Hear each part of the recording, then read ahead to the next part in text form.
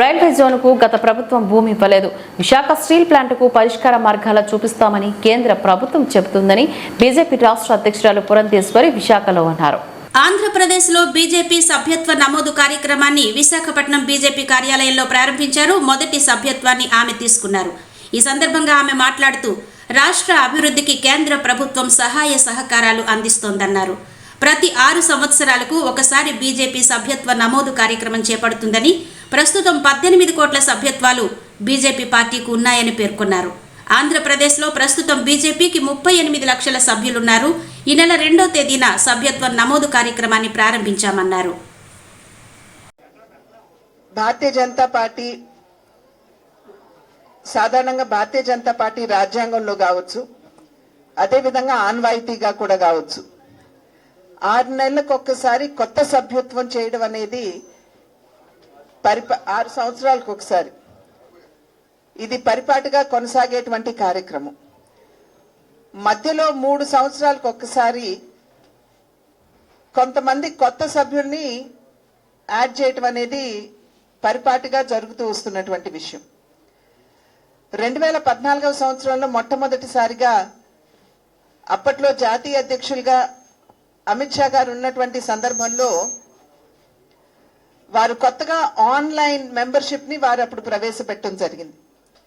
అది మాత్రమే కాకుండా 6 నెలల కాలం కార్యకర్తలందరూ కింద క్షేత్రస్థాయిలో గట్టిగా పనిచేసినటువంటి సందర్భంలో యావత్ భారతదేశంలో 11 కోట్ల సభ్యుల్ని అప్పట్లో నమోదు చేయడం జరిగింది.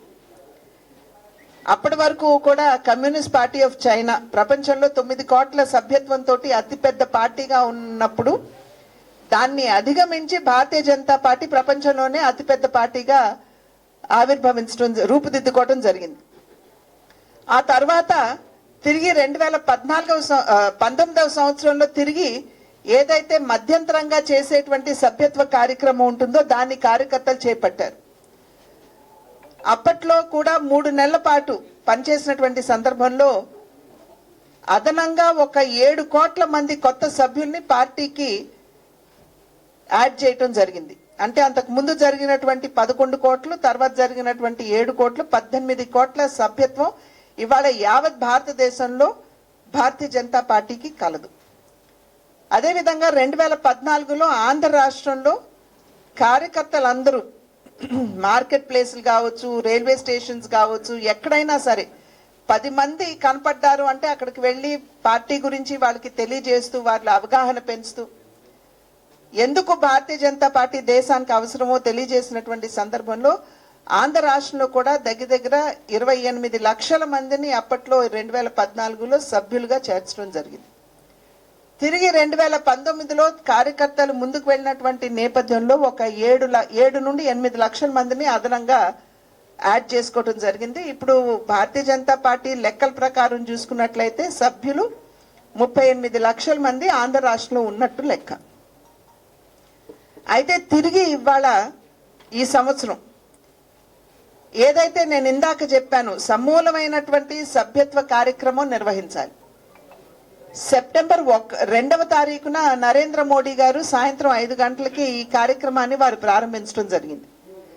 మొట్టమొదటి సభ్యత్వం నరేంద్ర మోడీ గారు తీసుకోవడం జరిగింది. అంటే సాధారణంగా అందరూ అనుకోవచ్చు ఆల్రెడీ ఆయన భారతీయ జనతా పార్టీ సభ్యులే కదా, కార్యకర్తే కదా, మళ్ళీ ఇప్పుడు కొత్తగా కార్యకర్తగా సభ్యత్వం తీసుకోవడం ఎందుకు అని.